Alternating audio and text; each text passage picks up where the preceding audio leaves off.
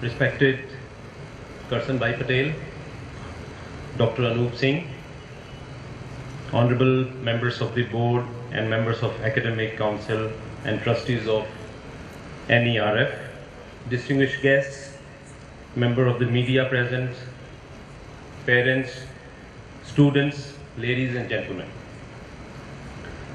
It is my privilege and honor to participate in the 16th Convocation of this prestigious Nirma University.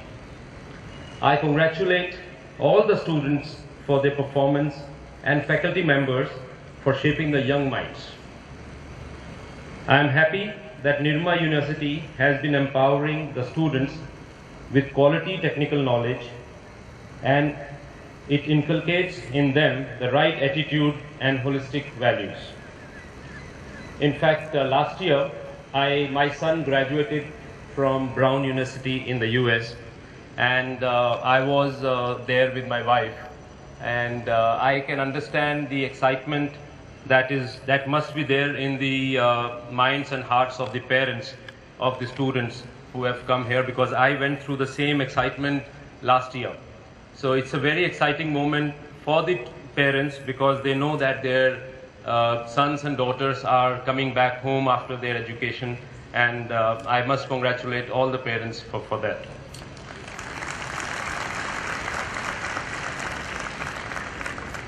I connect Dr. Karsan Bhai Patel through my late father Shri O.P. Jindal and late Shri Dhirubhai Ambani. They all belong to the same club, which is called the Zero Club. Now, what is Zero Club? It means a club where those who start from zero, from nothing. So that's called the Zero Club. So it means that I personally have learned a lot of things from these visionaries.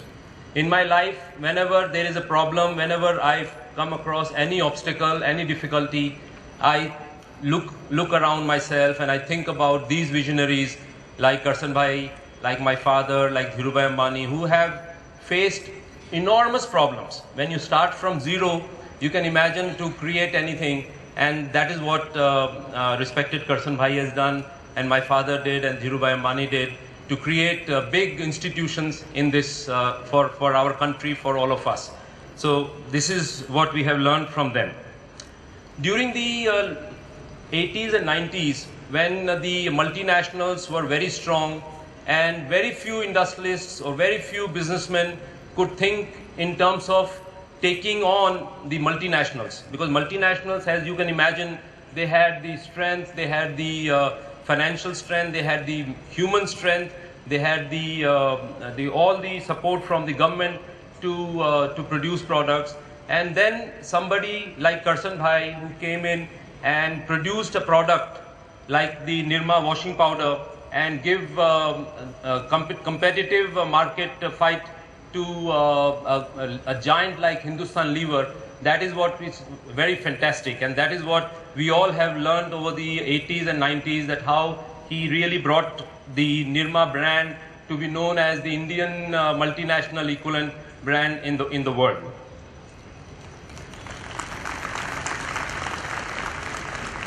And all this has happened because he has the courage. He had at that time, and he still continues to have the courage to not give up. And that is what, my dear young friends, this is very important in life, that never to give up. Just continue. You have to have the perseverance. You should not worry what is the obstacles, because you will come across a lot of obstacles in life. But every obstacle is going to teach you as you go forward in your life. And we have a living example in Karsan Bhai Patel, who has shown us how to come around the obstacles and win and go for a win. Dear young graduates, this convocation ceremony marks the beginning of an adventure of your unique experience in this global economy, where you are being released with wings of knowledge and wisdom. Wherever you go, you will be known by where you studied. So you become ambassadors of this great university that held your hand and nurtured you over the last few years. You now shoulder a big responsibility towards your university. The sense of accomplishment you experience today has been made possible with your hard work, support from your family members and friends, and dedication and commitment of your teachers and staff at the Nirma University. When I got this invitation to come here today for this convocation, I was thinking that what I should share with you. Since I am in the midst of the prospective technologists and scientists, I would like to share my experience of building the largest steel plant of our country. There may be some lessons that I have learned that could help you in some small measures on the road ahead.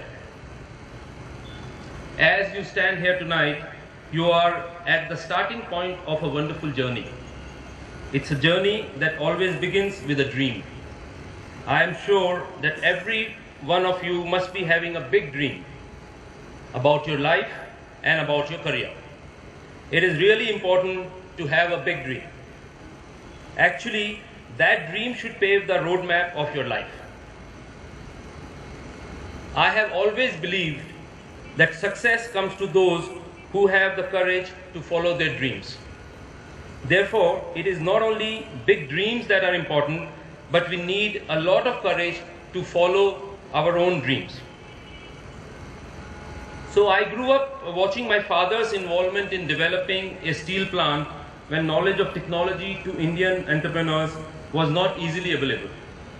During this period, I was inclined towards engineering and technology and made up my mind to obtain a degree in mechanical engineering, like many of you who have graduated today from mechanical engineering.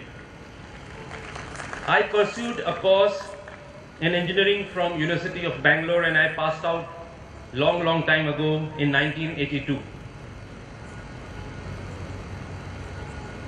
So my first adventure in business, when I finished my engineering, I took training for a year and then I was pushed into business, and my first adventure was a foray into production of galvanized steel.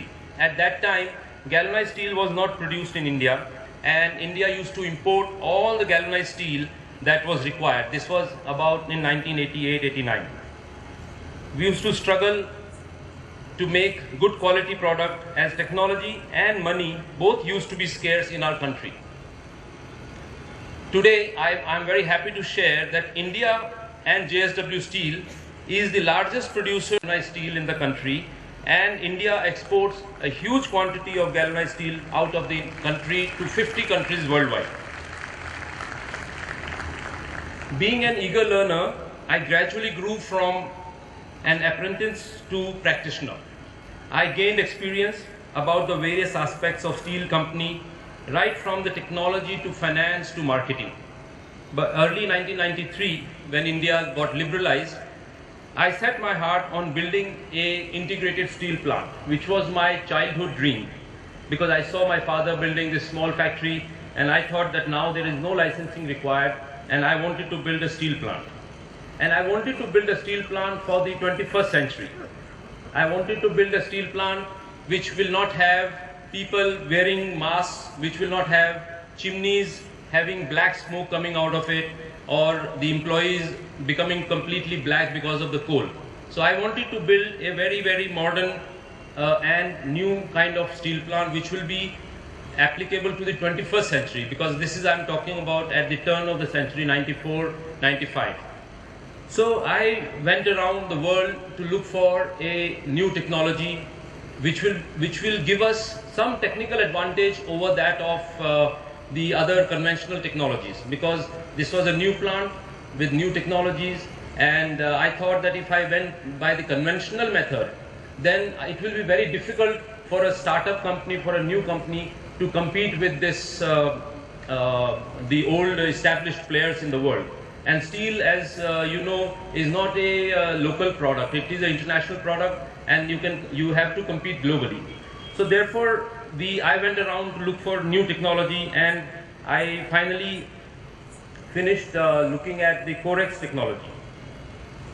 Now this is where the journey of difficulties started for me, because this new technology was obviously a very state-of-the-art technology, and while we were building this project, the 97-98 financial crisis, the Asian financial crisis, if you recall, happened, and the commodity markets crashed, and JSW Steel, at that time we had the public issue where part money had come and the share price dropped from 10 rupees to 2 rupees, and therefore the rest of the money never came from the shareholders, and the banks also refused to support the project. So at that time, then when this kind of difficulties happened, then it was very difficult to complete the project. Therefore the project got delayed by 2 years. Lot of hard work, lot of difficult days were faced by me personally and by all the employees of our company. But one thing which we did was that we never gave up. We had this great belief in ourselves that we will not give up, because we knew that what we were building was world class. We knew that we had done this with the purpose of honesty. We were completely sure that one day this plant is going to be world beater. It will be one of the best projects, one of the best steel company in the world. The whole team was completely dedicated and completely focused on completing the project. And once the project got completed, everybody was involved in making sure that the cost of production was the lowest. And we worked day and night, shoulder to shoulder, husbands and wives, even the families of the employees, they were also equally involved in the project, because they knew that if this project did not succeed, then at that time 7,000 people who were working in the company will face difficulties. So even the wives would allow, or not only allowed, would encourage their husbands to go and work in the factory to see that it is successful. So we built this amazing organization. Because it became a family organization. Everybody was committed to the cause and everybody was working to see that this becomes a success. Because companies, this plant success was their success and their success was plant success, and that is how we could build this whole thing. So friends, what I wanted to share here today was that you will always face difficulties. When tomorrow you will go out into the open, when you will start your real journey, till now you have enjoyed your life. You have worked very hard, you have done very well in your exams, you have got very, very good marks, you had the great advantage of being mentored by great faculty. But now you are going to face the real world. I am sure the university has already prepared you for that. But I wanted to share with you that you are going to face difficulties. And unless you face difficulties, unless you face failures, you will not succeed. So don't take difficulties or don't take failures as anything to be depressed about or dejected about. This is part of your learning. Only failures will make you success. And I have failed in my life many times. But what is very important is that enjoy what you are doing. Every moment in your life is going to be full of excitement. The world out there is full of excitement. So I'm sure tomorrow you will start a new day, and this new day, the new dawn, is going to be very, very exciting, and you will really enjoy every moment, and you must not worry about difficulties. One more thing which I have learned in my life is that teamwork is very important. When you are in any situation, it is the team which will be remembered. Individuals are only as good as the member as the team performs.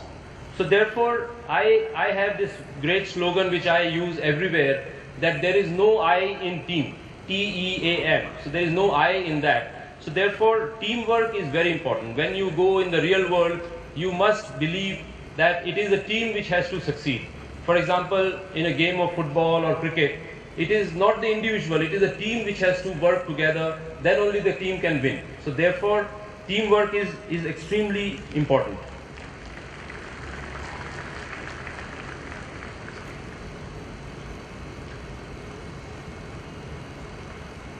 So as I was telling, that you all must be happy that you are entering into a new exciting phase of your life. But at the same time, you are all must be sad because you all will be separating with each other. The friends that you made over last 3 to 5 years, you will be separating. Everybody will go in different direction to pursue their future career, their future life. So often we travel together, as all of you have during your time at this university. But in the end, it's your journey, your path to travel and your responsibility along the way. You are free to choose and you are free to succeed. It just takes hard work and a dream. Most that finally leave this great university never imagine that they are going to change the world. Yet every one of you will. How you change the world is all up to you to decide. As you venture into a new phase of your life and career, I wish you all best of luck. I also wish Nirma University and its faculty and the staff all the best in the years ahead. I am sure that the university will set higher and higher standards of excellence in the future. I once again thank the organizers for giving me this opportunity of sharing my experiences with this young audience. Thank you all. Jai Hind.